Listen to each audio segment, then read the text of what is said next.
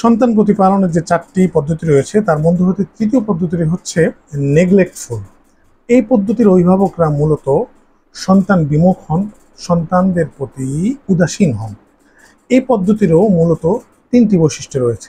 1 নম্বর বৈশিষ্ট্য হচ্ছে যে এই পদ্ধতির অভিভাবকরা সচরাচর সন্তানদের প্রতি আবেগ বা দায়িত্ব কোনো কিছুরই তারা বহিঃপ্রকাশ ঘটান না। দ্বিতীয় বৈশিষ্ট্য হচ্ছে তারা সন্তানদের যে মানসিক এবং সামাজিক যে চাহিদাগুলো আছে এটার কোনোটাই তারা পূরণ করেন না, সবগুলোকে তারা এড়িয়ে যান। আর তৃতীয় বৈশিষ্ট্য হচ্ছে যে তারা সন্তানদের ভালো মন্দ কিছুতেই তারা অংশগ্রহণ করেন না, মূলত তারা সন্তানদেরকে কোনো সময়ই দেন না। এই পদ্ধতিতে যখন আমরা আমাদের সন্তানদেরকে বড় করি তখন আমাদের সন্তানদের মধ্যে অনেকগুলো সমস্যা দেখা দেয়। তবে তার মধ্যে হতে প্রধান যে 3টি সমস্যা দেখা যায় তা হচ্ছে 1 নম্বর, আমাদের সন্তানরা আত্মমর্যাদাহীনভাবে বড় হয়ে ওঠে। 2, আমাদের সন্তানদের মধ্যে নিরাপত্তাহীনতা কাজ করতে থাকে।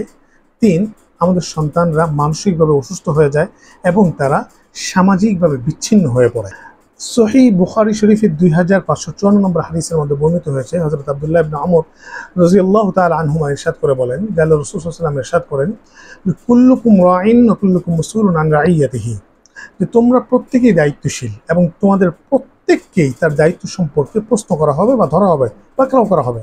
তো পুরুষ এবং নারী প্রত্যেকেই তাদের পরিবার, তার সন্তানদের সম্পর্কে কিন্তু দায়িত্বশীল।